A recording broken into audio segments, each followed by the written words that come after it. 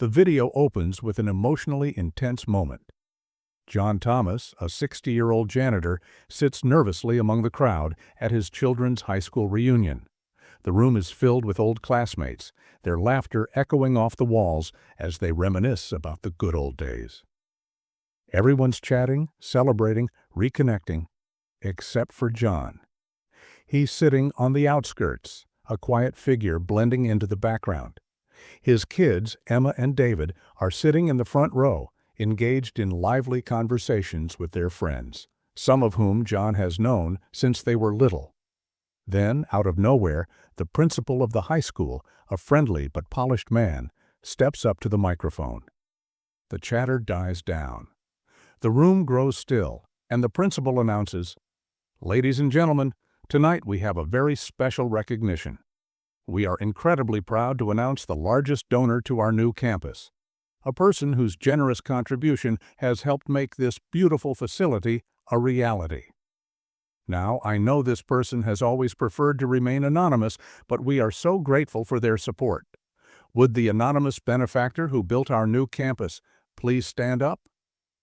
John feels the weight of those words hit him like a freight train. His heart skips a beat, and for a split second, time feels like it stops. He instinctively looks toward his children, hoping for a glance of recognition, some sign that they understand what's happening. But Emma and David are looking at each other, shifting uncomfortably in their seats. No one stands up. No one says anything. The room is silent for a long moment as everyone waits. The principal looks around in confusion, and John can feel the eyes of the room slowly shifting towards him. He holds his breath, but no one seems to recognize him. Emma, looking embarrassed, glances away, her cheeks flushed with what looks like discomfort. David, his teenage son, looks at his father as if he's seeing him for the first time, eyes wide with confusion, then quickly looks down at his phone. John sits there, motionless, not knowing what to do. He doesn't need to stand up. The truth is already there. His children, the ones he raised, the ones he sacrificed so much for, are so ashamed of his presence that they can't even acknowledge the generosity he's quietly bestowed on the school that helped shape their lives. The principal, seeing that no one has responded, awkwardly moves on to the next part of the evening. "Well, perhaps that person prefers to stay anonymous," he says with a nervous laugh. "Let's move on to the next item." But to John, the silence is deafening. The world around him feels like it's been turned upside down. He'd been content with his work as a janitor, proud even, doing the small jobs that no one else would. He'd donated anonymously to the school years ago, his savings, his pride, all wrapped up in this quiet act of giving. But in this moment, it feels like it means nothing. Not to the people who matter most to him. He doesn't speak. He doesn't even try to stand up. Instead, he stays frozen in place, letting the weight of the room's indifference settle in. A tear wells up in his eye, but he doesn't let it fall. He swallows the pain, feeling smaller than ever before. Before the screen cuts to black, the narrator's voice comes through with a calm, almost wistful tone. Before we start, let us know in the comments where you're watching from. Don't forget to like, share, and subscribe for more powerful stories. The screen fades, but the silence, the tension, and the emotional weight remain. The audience is left wondering, what happens next? Why would a father who has given so much be forced to face such a painful reality? The stage is set, and the story is just beginning. Before the pain, before the heartbreak of that moment at the reunion, life for John Thomas seemed simple, perhaps even idyllic. For years, he had built his world around his children, Emma and David, always making sure they felt loved, supported, and cared for. His life was a quiet testament to sacrifice and hard work, and despite the long hours of cleaning floors and mopping hallways at the high school where his children went, he always felt proud. The work was honest, steady, and he could hold his head high, knowing he was providing for his family.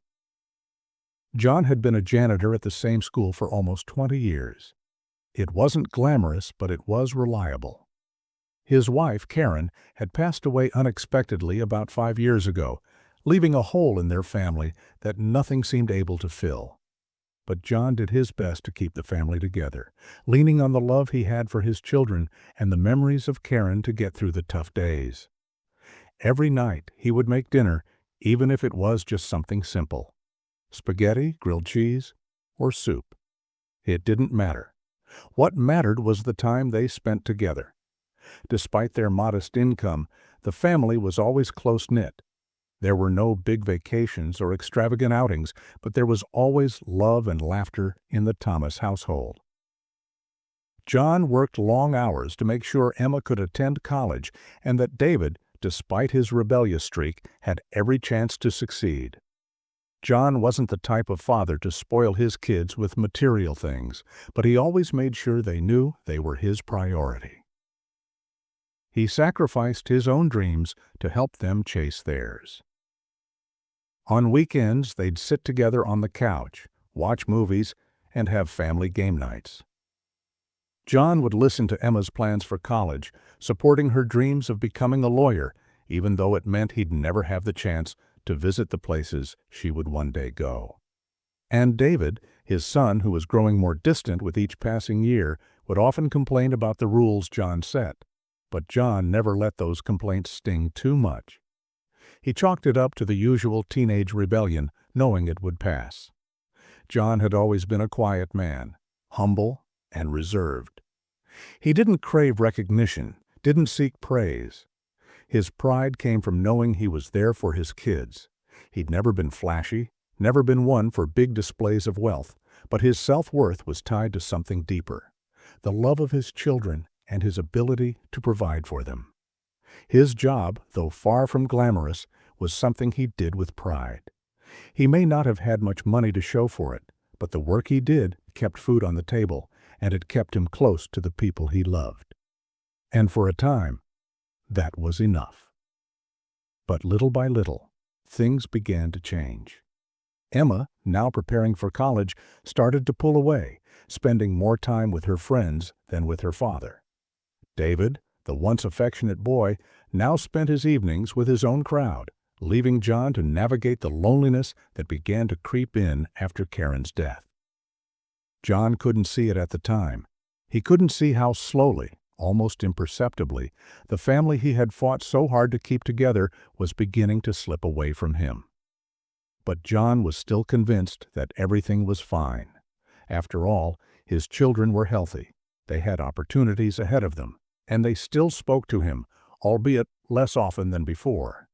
His world, he thought, was still intact. Life, despite its struggles, had a quiet rhythm that he had come to depend on. And that rhythm made him believe that, no matter what, he'd always have his place in his children's lives.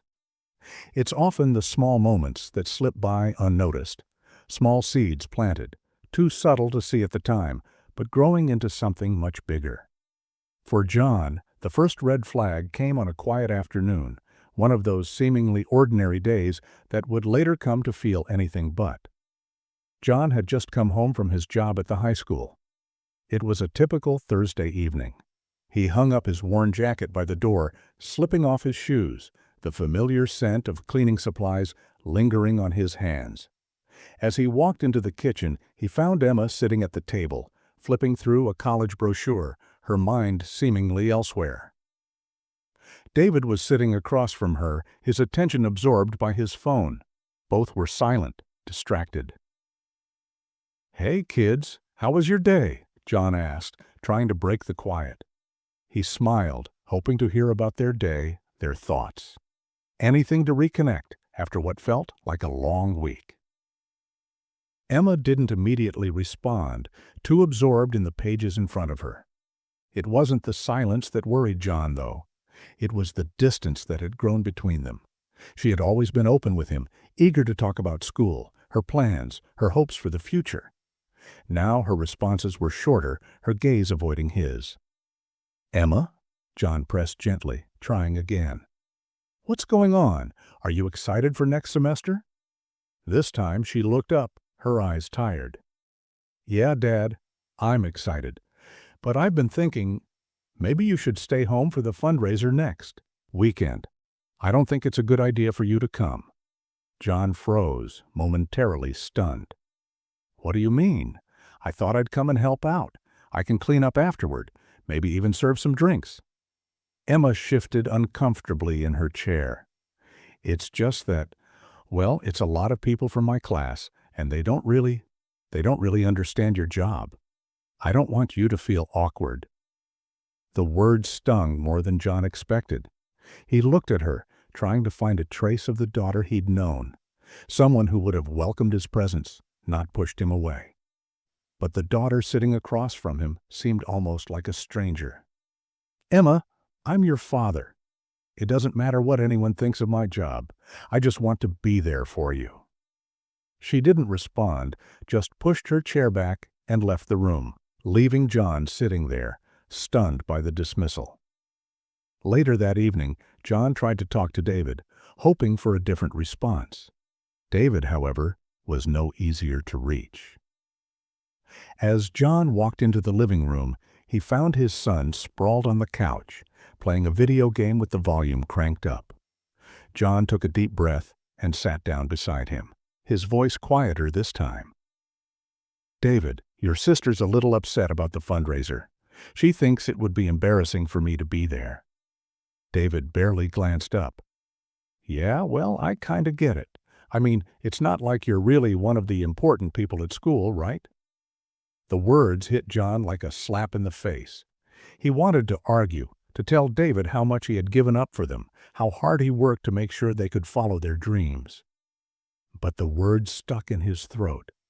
Instead, he sat there in silence, his heart heavy with disappointment. It was the first moment where John allowed himself to see the truth that he had been avoiding. The reality that his children, the ones he had sacrificed everything for, no longer saw him as someone to be proud of. They saw him as an embarrassment. It's strange how the slow erosion of a relationship can go unnoticed until it's too late. John's realization didn't hit him all at once.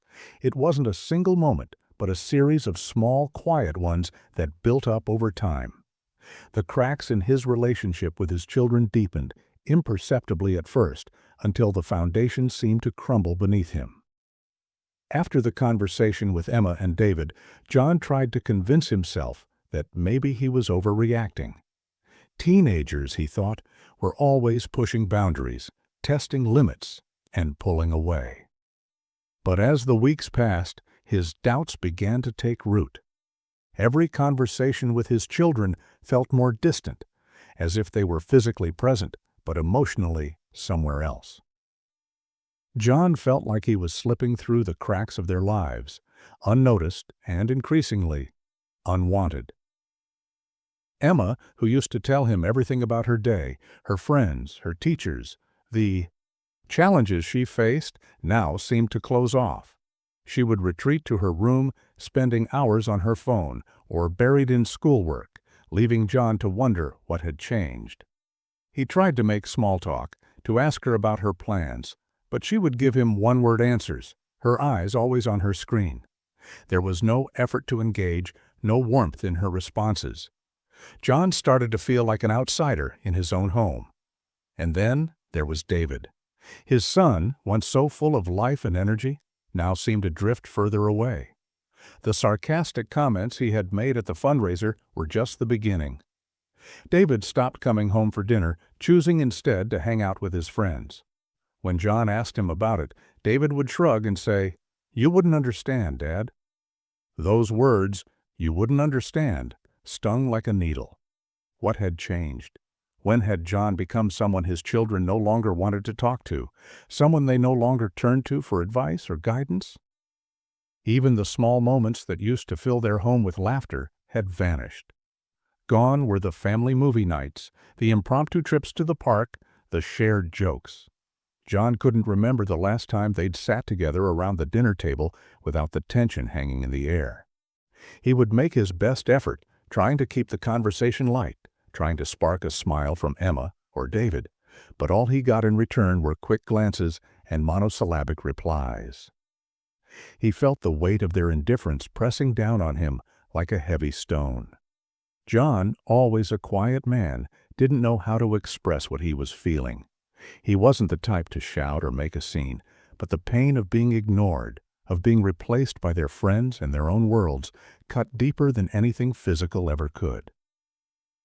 He began to feel invisible, as though he no longer mattered to the people he had given everything to. At night, after the house fell silent and Emma and David retreated to their rooms, John would sit alone in the dim light of the kitchen, nursing a cup of coffee, staring into the empty space. He tried to convince himself that this was just a phase, that his children were growing up and would eventually come around. But as the days passed, that hope began to fade, replaced by the quiet ache of loneliness. The erosion was gradual, but unmistakable. John didn't realize how deep the damage was until he felt it in every corner of his life. It wasn't just that his children had pulled away from him, it was that in their absence, John began to feel like he was fading too. The man he had been, proud, strong, needed, seemed to be disappearing piece by piece until he barely recognized himself. And with each passing day, the feeling of being forgotten only grew stronger. There are certain moments in life that burn themselves into your memory, moments so painful that you can still feel them years later. For John, one such moment came at Emma's graduation party. What should have been a celebratory occasion, the culmination of his daughter's hard work, became the day he truly understood how invisible he had become to her, and by extension, to the world around him. The party was held at a local community hall, a large space filled with decorations and people chatting excitedly, celebrating Emma's success. John had hoped more than anything that this would be a time to show his daughter how proud he was of her, to bask in the joy of her accomplishments together. He wanted to be part of it, wanted to stand proudly beside her as she stepped into the next chapter of her life. But the moment he walked through the door, something felt off. He spotted Emma talking with a group of her friends, all laughing and exchanging stories. As he approached, trying to join the conversation, he noticed how they all stiffened when he got close. The laughter trailed off, and the group quickly shifted, making space for him, but not in the way he had imagined. It was as if his presence was an inconvenience they hadn't quite expected. He tried to smile, offering some small talk, but Emma's friends barely acknowledged him, their eyes darting nervously around the room. Trying to push aside the uncomfortable feeling settling in his chest, John turned to Emma. "Sweetheart, you look beautiful. I'm so proud of you," he said, his voice warm, his heart full of fatherly pride. Emma smiled, but it didn't reach her eyes. "Thanks, Dad. I'm going to catch up with some people over there," she said quickly, already backing away. John's heart sank, but he told himself it was nothing. She was probably just caught up in the excitement of the day. He tried to make his way to a table in the corner, hoping to at least find some solace in the familiar faces of the other parents. But even there, he didn't feel much better. The conversations felt stiff, as though everyone was politely avoiding talking to him. It wasn't long before he noticed that a few people were casting sideways glances at him, some whispering behind their hands. That's when it happened. As John stood by the food table, a couple of Emma's friends passed by, laughing and talking loudly. One of them turned to the other and said, "I just can't imagine being in a school like this and having a dad like that." How embarrassing. John froze, the words slicing through the air like a knife. He didn't even recognize the voice. It was just another one of Emma's friends. But the sting was undeniable. The laugh that followed it echoed in his ears, and he stood there, rooted to the spot as they walked away, oblivious to the pain they had just caused. His heart raced. For a moment, everything around him felt muffled, as though the world was moving in slow motion. He wanted to speak up, to confront them, to say something that would make them understand the sacrifice he had made for his children. But the words wouldn't come. Instead, he simply stood there, silent and humiliated. Later that night, Emma found him sitting alone in the corner, quietly nursing his drink, his face a mask of calm. She didn't notice the pain in his eyes, the look of a father who had just been rejected in front of everyone he had tried so hard to please. Instead, she leaned over and gave him a quick, distracted hug. "Thanks for coming, Dad. See you at home," she said before turning back to her friends. John didn't respond. He simply nodded, swallowing the lump in his throat as his daughter walked away, lost in her own world. The humiliation wasn't just in the words or the laughter. It was in the total disregard, the way his presence was barely tolerated, the way he no longer mattered. And that realization stung more than anything else. The quiet defeat John felt after Emma's graduation party settled deep inside him, like a weight he couldn't shake off. For weeks he tried to convince himself it wasn't as bad as it seemed. That night was just a one-off, a product of Emma being excited about her future, of teenage indifference. But as time passed, he realized that something had fundamentally shifted. It wasn't just that his children were growing distant, it was that they were actively pushing him away. The final blow came one evening after a long, exhausting day at work. John was sitting on the couch, the hum of the television filling the empty space around him, when Emma came in, holding a piece of paper in her hands. She looked hesitant, almost uncomfortable. John immediately put down his cup of coffee, sensing that something was wrong. "Dad, I need to talk to you about something," Emma began, her voice low. She sat down beside him, but didn't look him in the eye. "I know you've been working really hard to pay for my college, but I've been thinking, maybe you should take a step back. I don't need you to keep working at the school. You've been there for so long, and I don't want people to judge you, you know?" The words hit him like a slap across the face. His own daughter, someone he had poured his heart and soul into, was telling him that his job, his very presence, embarrassed her? He tried to respond, but the words caught in his throat. He thought back to the countless late nights he spent making sure Emma had everything she needed for her future, the sacrifices he'd made to ensure she had opportunities he never had. And here she was, asking him to leave the only job he had, a job that had become a part of his identity. "I don't understand," John said softly, his voice thick with emotion. "I've been working at that school for years. It's been the one thing that's kept me close to you, to your friends. I thought you'd want me there." Emma didn't meet his gaze. "I don't want you to be the janitor at my school anymore. I want you to be something more. Please, Dad, just let it go. It's embarrassing." The finality of her words cut through him like a knife. He sat in stunned silence, unable to fully process the weight of what she was asking. It wasn't just the job that was being taken from him. It was his place in their lives, his connection to them. The quiet humiliation he had felt at the party now had a name, a face. His children no longer saw him as a man they could rely on, but as someone to be ashamed of. As Emma left the room, John was left with the crushing weight of her words. His heart ached and his pride burned, but there was no anger, only sadness, a deep gut-wrenching sadness that he couldn't escape. That night, John made a decision. He wouldn't stay in a place where he wasn't wanted. He wouldn't keep trying to fit into a life where his presence felt like a burden. Quietly, without drama or confrontation, John made plans to leave the job he had held for so long. He would take a step back, as Emma had asked, but not because she had asked him to, because he realized he had already lost his place in her life. The next morning, John turned in his resignation at the school. He didn't tell his children. He didn't have to. He knew they wouldn't notice right away. But as he walked away from that chapter of his life, something inside him shifted.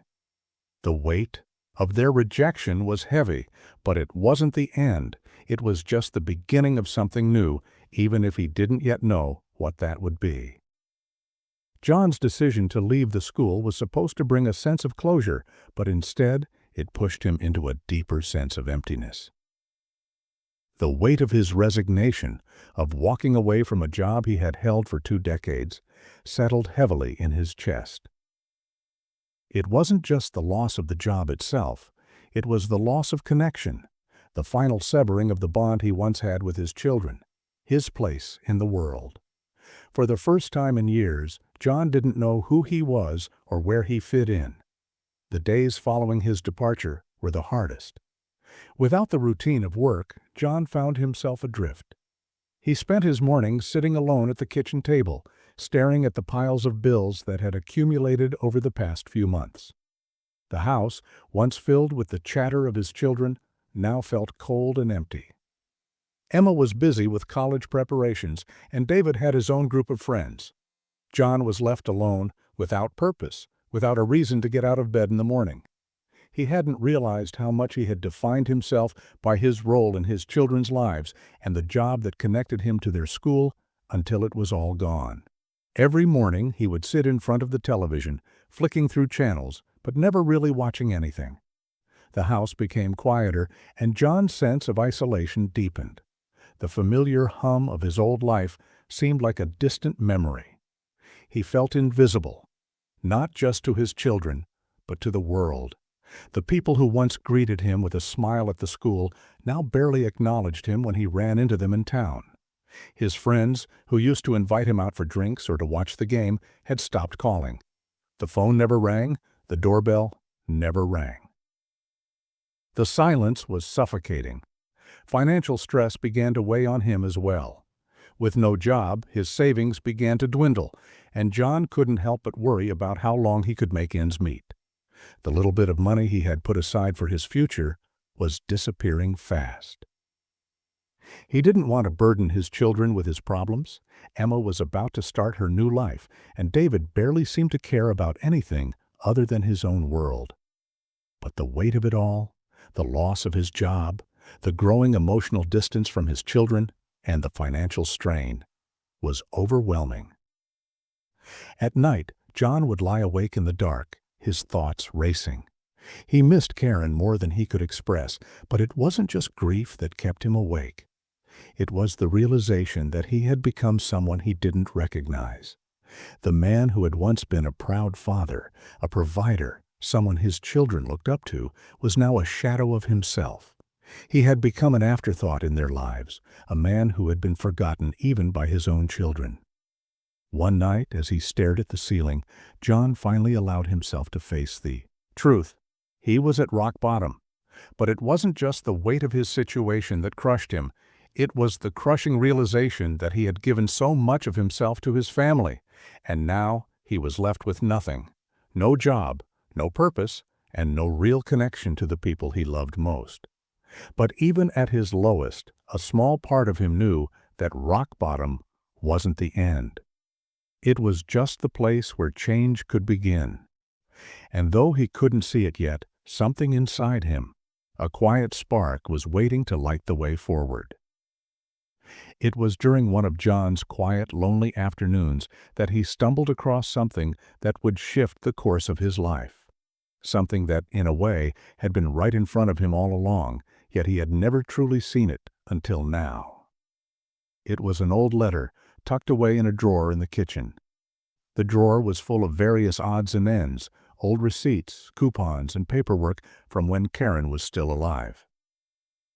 John had never really bothered to go through it, but that day, as he was cleaning up the house in a vain attempt to feel productive, he opened the drawer and found a weathered envelope addressed to Karen in his handwriting. It was a letter he had written years ago, shortly after Emma had been born, a time when everything in their world felt bright and full of promise. Curious, John opened the letter and began to read. As the words flowed off the page, he was transported back in time. He could almost hear his younger self's voice, full of hope and optimism, as he wrote to Karen about the life they were building together, the sacrifices they were making, and the dreams they had for their children. The letter was filled with excitement about their growing family and the future they envisioned. But what struck John the most wasn't the content of the letter itself. It was the underlying message he had forgotten over the years.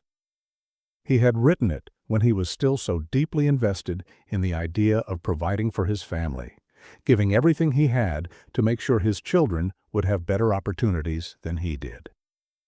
In that moment, reading his own words, John realized just how much he had given and how much he had expected in return.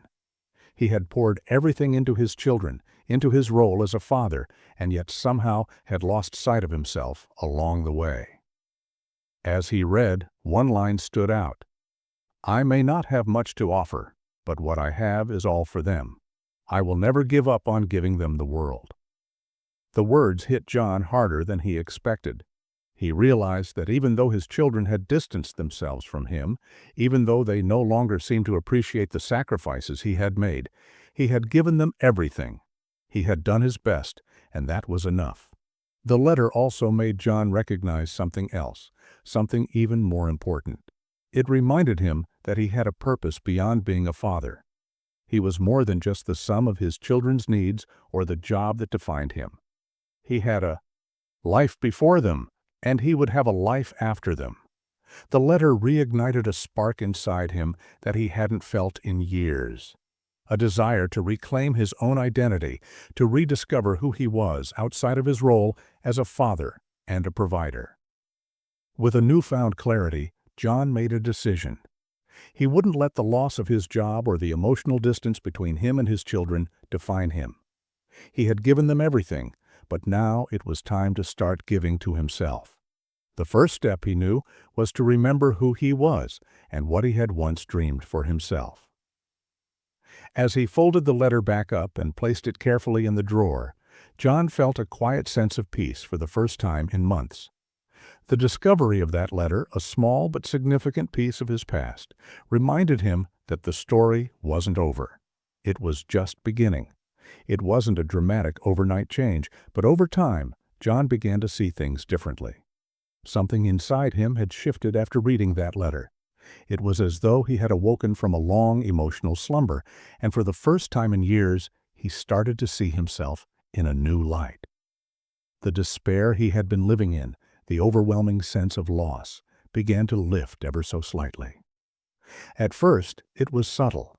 John found himself walking more purposefully, standing taller, taking pride in the small things. When he made breakfast in the morning, he found himself savoring the simple act of cooking, as though the mundane task had become a small rebellion against the numbness he'd been living in. He started reading again, picking up books that had long sat collecting dust on the shelves. Not self-help books, not books about being a better father or improving his relationship with his children, but books about history, about things he had once enjoyed before the weight of his responsibilities had swallowed him whole. It felt good to get lost in someone else's story. But perhaps the biggest change came when he started volunteering at the local community center. It wasn't much, just a couple of hours a week, cleaning up the park or helping with the after-school programs. But it gave him something he hadn't realized he needed, a sense of purpose. The work wasn't glamorous and there was no applause for what he did, but for the first time in a long time, John didn't feel invisible. People thanked him, they noticed him, and they valued his help. He began to feel like he mattered again, like he could contribute something to the world beyond the walls of his home. One evening, as he was leaving the community center, John ran into an old friend, Tom, who used to work with him at the school. They chatted for a few minutes, and Tom asked, "John, I heard you left your job at the school. What's going on? Are you okay?" For a moment, John hesitated, unsure of how to explain the turmoil that had consumed him. But something inside him urged him to speak honestly. "I'm doing all right," John said, his voice steady. "I think I've just been doing a lot of thinking lately, trying to figure out what's next for me." He paused, meeting Tom's eyes. "I'm starting to realize that I've spent so much time trying to be everything for everyone else that I forgot to take care of myself." Tom nodded, his expression softening. "You know, that's a good thing, John. It's easy to get lost in the grind, but it's never too late to find your way back to yourself." Those words resonated deeply with John. It was the first time someone had acknowledged the weight he'd been carrying, not with pity, but with understanding. It was a turning point, a validation that the changes he was making were important, that he was on the right path. From that moment, John began to embrace his own transformation, not as a sudden shift, but as a quiet evolution. He wasn't the same man who had walked into the community center months ago, unsure of his place in the world. He had found something within himself that had been buried beneath the weight of his responsibilities. A spark of resilience, a drive to redefine who he was, and to finally put himself first. And with every small step forward, John was reclaiming his life, not just as a father, not just as a man who worked to support his family, but as someone who deserved to be seen, respected, and valued. The journey had begun, and though he didn't know exactly where it would lead, he finally felt ready to take it. John didn't announce his plans to anyone, not his children, not his friends, and certainly not to the world. He knew that when he had set his mind to something in the past, the people around him had their opinions, sometimes supportive, sometimes dismissive. But this time was different. This time, John was moving forward on his own terms, with a quiet determination that felt like a secret he wasn't quite ready to share. After months of introspection and small changes, John began laying the foundation for a future that was his own. It wasn't a grandiose plan to change the world, but it was a plan that centered on his own growth and well-being. John began taking classes at the local community college. Nothing too fancy, just evening courses in subjects that had always intrigued him. History, philosophy, even a creative writing class. It wasn't about changing careers or chasing some distant dream. It was about reconnecting with himself, with the parts of him that had been buried for years beneath the weight of family obligations. He didn't tell Emma or David about the classes. It wasn't that he didn't want them to know. It was just that he didn't feel the need for their approval or validation anymore. It wasn't about making them proud or even proving something to them. It was about proving something to himself. He had spent so long putting everyone else first that he had forgotten what it was like to invest in his own interests, his own future. Now, with each new lesson, each new idea that sparked his mind, he was beginning to remember who he had been before everything changed. John also started setting aside money, a small portion of what little savings he had left, not for anything immediate, but for something he hadn't dared to think about in years. Freedom. He wasn't entirely sure what that would look like yet, but he knew it would mean having options, a life where he wasn't constantly at the mercy of his past mistakes or his children's expectations. It wasn't easy. His finances were tight, and there were days when he wondered if he could keep up with the small sacrifices he had made. But something inside him kept pushing him forward, an inner voice reminding him that every small step was a victory. When he went out for walks around the neighborhood, he started to notice things he hadn't before: the beauty of the trees in bloom, the sounds of laughter from children playing, the quiet comfort of his own company. He began to appreciate the small joys of life, things he had once taken for granted. He wasn't just preparing for the future, he was reclaiming the present. He also spent time revisiting his past, sorting through old belongings, photographs, and keepsakes that had been tucked away in boxes for years. He wasn't sure why he was doing it.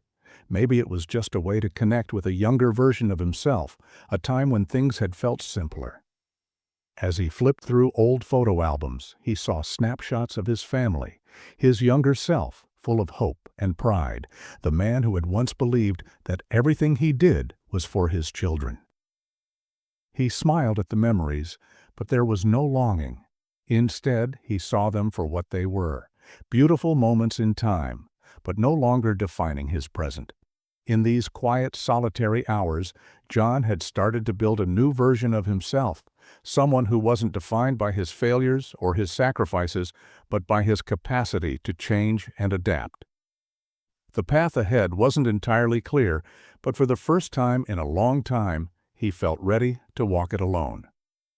The only thing that mattered now was his own peace of mind and the quiet confidence that, In time, he would find his way. As the weeks passed, John's transformation, though subtle, began to show in unexpected ways. It wasn't just in the new routines he had adopted or the classes he had started taking. It was in the way he carried himself, the way his presence seemed to shift in the space around him.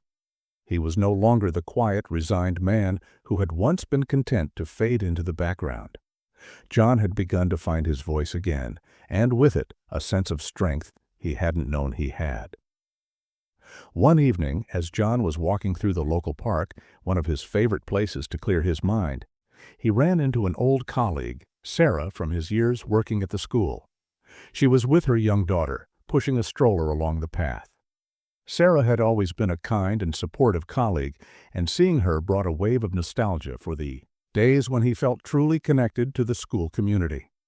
They exchanged pleasantries, and Sarah remarked on how she hadn't seen him around much lately. "Yeah, I've been keeping a low profile," John said with a small smile. "Been focusing on a few things for myself." "Good for you, John," Sarah replied warmly. "You know, I've always respected the work you did. It's not an easy job, but you gave it everything. I'm sure you're missed." Her words, though simple, carried weight. John realized in that moment how different it felt to be seen, not just as the janitor or the father of his children, but as a person in his own right, someone whose contributions mattered. It was a small moment, but it felt like a validation of the change he was quietly making in his life. That evening, after their conversation, John felt something shift inside him. It was the first time in months that he felt truly recognized for his own efforts, not just for what he had done for others. There was power in that recognition, a quiet strength in knowing that he didn't have to prove his worth to anyone. The opinions of his children, of the people who had once made him feel invisible, didn't define him anymore. He was finding peace in his own company, in his own choices, and that was more valuable than any external validation. John wasn't looking for validation from Emma or David anymore, but the power of his transformation was starting to show in them too. Emma, who had once distanced herself from him, began to call him more often, her voice more thoughtful when they spoke. She asked him how he was doing, and the conversations, though still cautious, felt more genuine.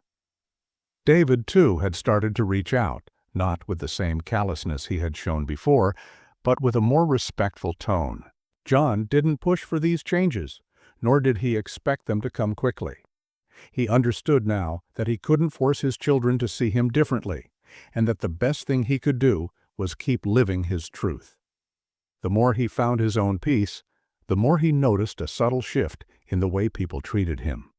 It wasn't a dramatic or instant change, but it was real. People were starting to see him not as a figure from the past, but as someone present, someone who had found a quiet strength and confidence in himself. In time, John would come to realize that this shift wasn't just about changing the way others saw him. It was about changing the way he saw himself. And with each step forward, he was reclaiming his place in the world, one small moment of power at a time. The high school reunion arrived unexpectedly for John, almost like a reminder of all that had changed in his life. He hadn't planned on attending. In fact, he wasn't even sure if he wanted to go. The thought of sitting in a room full of people who had known him primarily as the janitor of their school was a bit overwhelming, especially after everything that had transpired with Emma and David. Yet something tugged at him. Maybe it was the chance to show his children that he had moved on, or perhaps it was the need to reclaim a part of himself that had been hidden for so long. When he walked into the reunion, he immediately felt the weight of his past, the chatter of familiar voices, the laughter of old classmates. It all made him feel like an outsider again. He had always been in the background at these events, there to clean up, to do the small tasks no one else wanted. It wasn't a bad job, but it had never made him feel like an equal. As he stood in the corner, watching the mingling, he could see how effortlessly everyone else fit in, how their lives had moved on in directions that seemed so far removed from his own. His children, Emma and David, were off in the center of the room, speaking to their old friends, their laughter cutting through the air like a familiar song. John hesitated. His mind swirled with the echoes of past conversations and unspoken judgments. He wasn't sure what to expect. Would his children even acknowledge him? Would they feel awkward, embarrassed? Then the principal stepped up to the microphone and the room fell silent. The spotlight shifted to the front and the principal began to speak with enthusiasm. "We have something very special to announce tonight," he said, his voice loud enough for everyone to hear. "As many of you know, we've recently opened our new campus, and we have a very generous anonymous donor to thank for making this possible. This person has changed the future of this school and its students in a way we could never have imagined. So, if you're here tonight, would the anonymous benefactor who made this all possible please stand up?" John's heart skipped a beat. A strange, almost surreal feeling washed over him. For a brief moment he thought the principal was talking about someone else. But as the silence stretched on and eyes turned toward the crowd, John knew. He knew it was him. It had always been him. The shock in the room was palpable. A few whispers bounced around, and John could feel the eyes of everyone around him, Emma and David included, shifting toward him. He stood, slowly, his movements deliberate but calm. The air felt electric. As he rose from his seat, he could see the stunned expressions on his children's faces. Emma's eyes widened, and David's jaw dropped as they watched their father stand before them, not as the janitor they had distanced themselves from, but as the person who had quietly funded the very campus they were all so proud of. John didn't need to say anything. The moment spoke for itself. He wasn't looking for applause. He wasn't seeking validation or recognition. But the look in his children's eyes was all he needed. He had been the one to change their world, and in that moment they understood it. As the principal stammered, trying to recover from the unexpected revelation, John simply stood, his back straight, his head held high. He didn't say a word. He didn't need to. The room had already spoken volumes. His children's gaze said everything: respect, admiration, and perhaps a hint of guilt. In that moment, John realized that the man he had always wanted to be, the father he had always strived to be, had always been right there inside him. The change wasn't in them. It was in him. He had reclaimed his power, not just for himself, but for them too. And now, with that quiet acknowledgement, the journey that had begun in silence was finally coming full circle. The moment John stood at the front of the room, his heart racing with a mix of disbelief and triumph, the room was in complete silence. His children, Emma and David, were frozen in place, their faces a mixture of shock and embarrassment. The crowd, once filled with the hum of conversation, now stood motionless, their eyes locked on him. No one knew what to say. The principal stammered awkwardly, trying to regain composure, but it was clear that the revelation had thrown everyone off balance. For a brief second, John felt the weight of all their gazes on him. The students, the parents, the teachers, each one processing the unexpected truth. They hadn't known. They hadn't even considered it. John, the quiet janitor who had been in the background for years, had been the one to transform their school. And now, in the spotlight, he felt a strange sense of peace. John didn't need to say anything. The moment had already spoken for him. The truth was out there. He had given more than anyone had known, had sacrificed for a cause he believed in. The new campus, the opportunities it represented, were all because of him. And in that moment, the world around him seemed to pause, as if to acknowledge the power of his quiet contributions. As the realization spread through the crowd, the whispers began. "That was him? The janitor? I can't believe it. He's the one who did all that?" The surprise was palpable, but it wasn't just surprise. It was admiration, respect, and even a touch of awe. People began to look at him differently, not as the humble janitor, but as someone who had silently shaped their futures, someone who had done what others wouldn't even dream of doing. Emma was the first to approach him. She walked hesitantly toward him, her face flushed with a mix of guilt and surprise. Her usual confident posture seemed to shrink under the weight of the moment. She opened her mouth to speak, but the words caught in her throat. Instead, she simply stood before him, her eyes welling up with unshed tears. "Dad," she whispered, her voice cracking. John smiled softly, a quiet understanding in his eyes. He didn't need her apology. In fact, he wasn't looking for anything from her at all. The moment had already given him everything he needed. He had shown her, and everyone in the room, who he was, not through grand gestures, but through a deep, unshakable commitment to doing what was right. David, who had been lingering near the back, slowly walked up to his father. He didn't say anything at first, just looked at John with a new, almost reverential gaze. There was no more defiance in his eyes, only the recognition of a man who had never truly been understood until now. The apology wasn't verbal, but it didn't need to be. John could see it in the way David held himself, the way his shoulders relaxed, as if he had finally let go of some weight he hadn't even realized he was carrying. For the first time in years, John felt free. The twisted narrative he had carried in his heart, of being unappreciated, ignored, and discarded, was now rewritten. Not by anyone else, but by himself. His children had finally seen him for who he truly was, a man of integrity, courage, and quiet strength.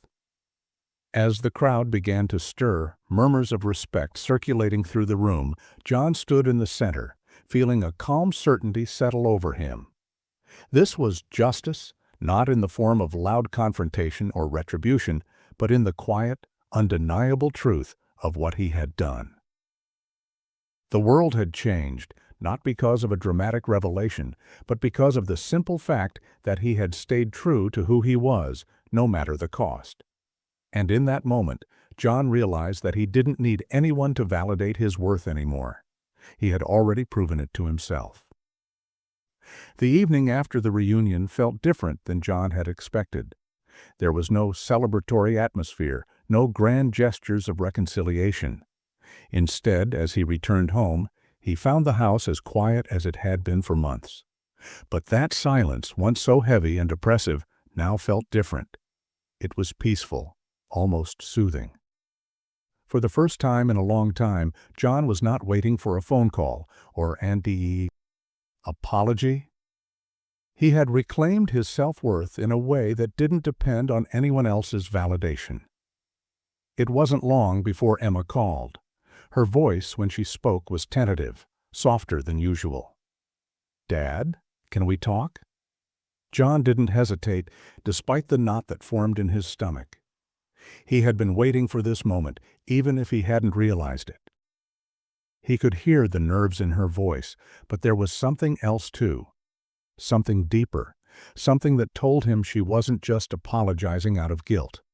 She was trying to reach out. For the first time in a while, it seemed like Emma wanted to reconnect, not out of obligation, but because she wanted to understand. "Of course," John said, his voice calm, steady. He had nothing to prove anymore. A few minutes later, Emma arrived at his house. She was quiet at first, standing in the doorway as if she wasn't sure where to start. John motioned for her to come in, and they both sat at the kitchen table, the same spot where they had shared countless conversations over the years. "I never really understood, not until tonight," Emma began, her voice hesitant. "I didn't get why you stayed at that job for so long. I was embarrassed, honestly. But then, I saw what you did. I saw how much you gave for all of us, and I don't know what to say." John sat back, letting her words hang in the air between them. There was no anger, no resentment in his heart, just a quiet understanding. He had longed for this moment, but now that it was here, he didn't need her to apologize. He just needed her to understand, and it seemed that, finally, she did. "You didn't need to understand everything right away, Emma," John said softly, his voice gentle but firm. I just wanted to be there for you, for both of you. I did what I thought was right, and maybe I went about it the wrong way. But that doesn't change the fact that I gave everything I had." Tears welled up in Emma's eyes as she looked at him, the weight of her past actions catching up with her. "I was selfish," she admitted. "I'm sorry. I see now that it wasn't about me being embarrassed. It was about me being afraid of what others might think. But you were always there for me. I was just too blind to see it." John nodded, a small, understanding smile on his face. He didn't need to say much more. The apology, unspoken but clear in the way Emma's eyes glistened with regret, was enough. And yet, as they sat there together, John realized that this wasn't just about his children finally recognizing his sacrifices. It was about him recognizing their growth too. Emma was becoming someone who could see beyond the surface, who could understand the depth of what he had done. And for that, he was proud. Just as Emma left, David called. It was the first time in weeks that he'd reached out without anger or indifference. "Dad, I didn't get it, but I do now. Can we talk?" John stood up, feeling a new sense of strength that had been quietly building within him. This was no longer about reclaiming something from his children. It was about building something new, a relationship based on honesty, understanding, and mutual respect. John smiled softly as he headed for the door, knowing that this was the beginning of something far more meaningful than he could have ever expected. The days that followed the reunion were filled with a quiet sense of reflection for John. He had never imagined that such a simple act, standing up in front of that room and revealing his contribution to the new campus, would create such a profound shift in his life. But as the weeks passed, John began to realize that the moment had been more than just a turning point in his relationship with his children. It had been the beginning of something deeper, something that had been waiting for years to emerge. His own peace. It was late one evening, after the phone calls and conversations with Emma and David had calmed down, when John found himself sitting on the porch, looking out over the yard. The night was cool, the stars twinkling above him like quiet witnesses to his journey. He thought about everything that had brought him to this point. The years spent working hard without recognition, the painful moments when he had felt invisible to his children, and the quiet heartbreak of seeing them drift away. He thought about his wife, Karen, and how she had always believed in him, even when he had lost faith in himself. She had seen him for who he truly was, even when he couldn't. But most of all, John thought about the man he had become. For so long, he had been defined by his job, by his role as a father, by the expectations others placed on him. He had believed that his worth was tied to the approval of his children, to the respect of his peers, to the way others saw him. But the events of the last few months had shown him something different. He didn't need anyone's validation anymore. As he sat there on the porch, a soft breeze ruffling his hair, John realized that the transformation he had undergone wasn't about grand gestures or public recognition. It was about finding peace within himself. He had spent so many years measuring his worth by what he could give to others, by how much he could sacrifice. But now, for the first time in a long time, he was beginning to understand that self-worth doesn't come from external validation. It comes from within. John smiled softly to himself as he thought of the quiet satisfaction that had filled him after Emma and David's calls. They had come to him not out of guilt, but because they finally saw him for who he truly was, a man who had given everything for them, a man who was worthy of their respect and love. He realized that, in the end, the most important thing was that he had never given up on himself. He had kept going, kept living, and kept showing up, even when it felt like no one was watching. The world had changed in subtle, powerful ways. John didn't need to prove anything anymore. He didn't need to be the man he thought others expected him to be. He was enough, just as he was. And in that moment, as he sat on the porch, a sense of peace washed over him. The past was no longer a weight he had to carry. It was a part of his story, a chapter that had brought him to where he was now, a place of strength, self-acceptance, and quiet joy. As John stood up, ready to step back inside, he felt a quiet certainty that he was exactly where he needed to be. The journey wasn't over, but for the first time in a long time, he knew it was one he would walk with pride. The future, for once, felt wide open, full of possibility, full of peace, and full of hope.